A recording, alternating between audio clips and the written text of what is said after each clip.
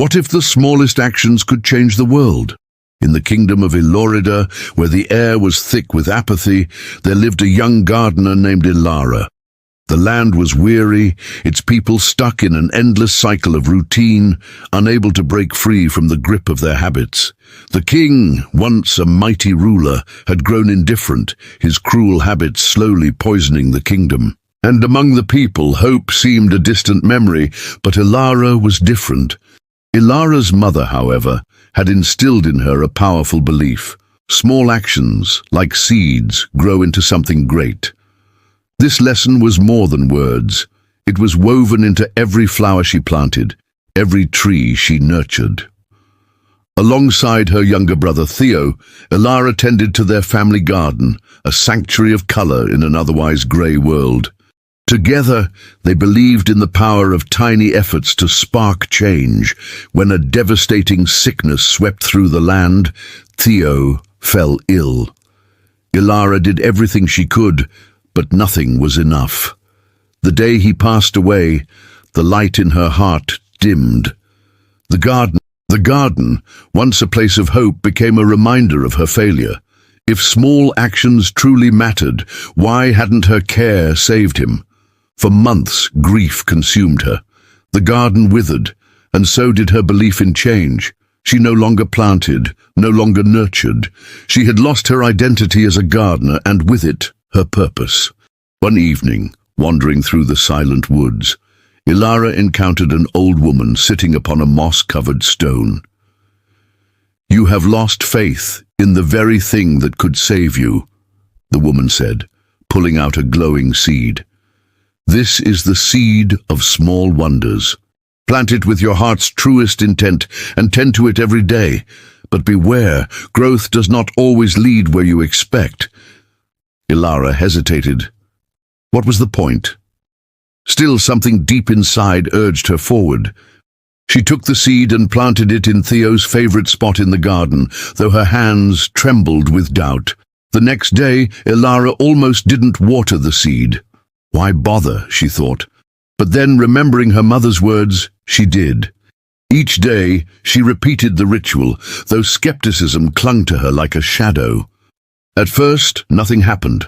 The villagers, noticing her efforts, mocked her. "A seed won't save this kingdom," they scoffed. Their words fed her doubts, but something inside her refused to give up. She kept tending to the seed despite everything. She nurtured it day by day, and soon words got to the king, a ruler of cruel habits, who mocked her efforts. "Your tiny efforts will never change anything," he sneered. But just as she was about to give up, she saw it, a tiny vine curling from the earth, and the vine grew, stretching across the land, its roots reaching deep beneath the kingdom.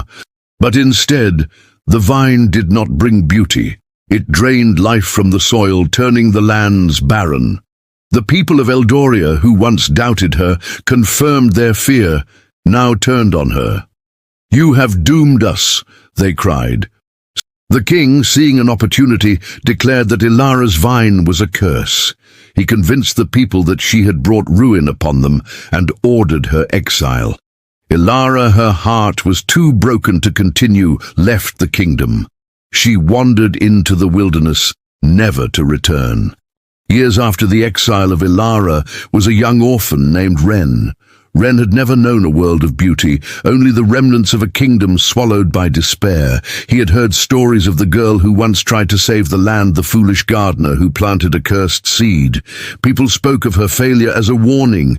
Do not waste time on small, meaningless efforts. Some say she still walks the earth, seeking a place where the seed of small wonders might truly grow.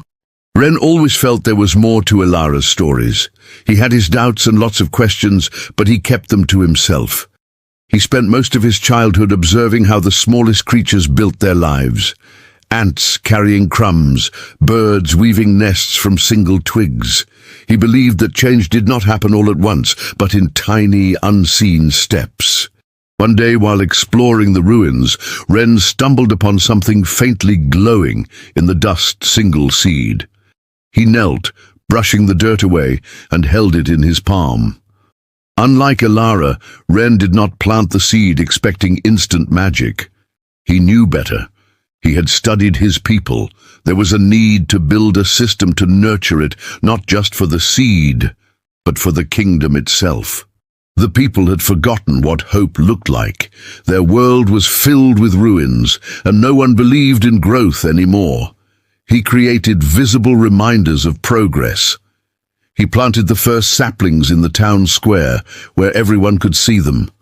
He placed bowls of fresh water near them, making it easy for people to notice and care for them. He painted old, broken walls with stories of how the kingdom once thrived, reminding people of what was possible. Slowly, people began to see change. The sight of green sprouts breaking through the dead earth planted a question in their minds. It was a struggle at first for the people of Eldoria.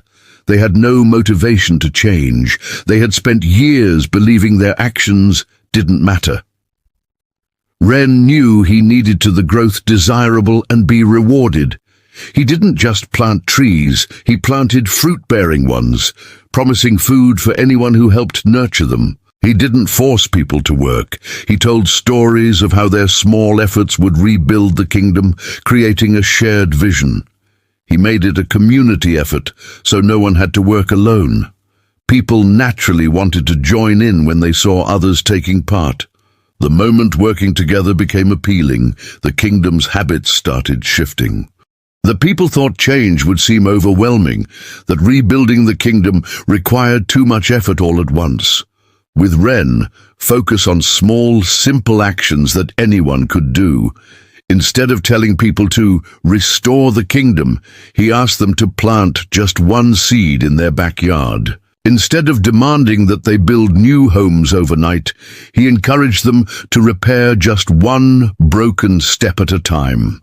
Instead of making it about hard labor, he made small tasks part of daily routines, drawing water for a plant when getting water for themselves, or repairing a fence while chatting with friends. By making the first step easy, Renn removed resistance.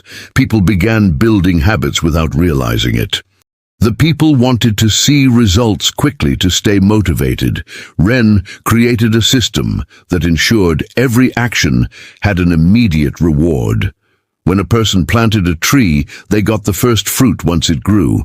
If someone rebuilt a house, they got a place to sleep without the rain leaking in. Whenever someone completed a task, Renn and his supporters publicly celebrated them, reinforcing their sense of accomplishment. Seeing immediate benefits kept people engaged. Over time, helping Eldoria became a habit, not a burden. At first it was just one seed, then 2, then 10. Weeks passed and small changes became visible. The once dead soil bore fruit. The streets that were once abandoned now echoed with the sound of people working together. Little by little, the kingdom healed, not through one great miracle, but through tiny, repeated efforts that compounded over time. Years later, when travelers passed through Eldoria, they no longer saw a ruined land. They saw a kingdom reborn, a land where small habits shaped great destinies. And as for Renn, he never called himself a king or a hero. He simply smiled and told those who asked, it all started with one seed and the habit of planting another.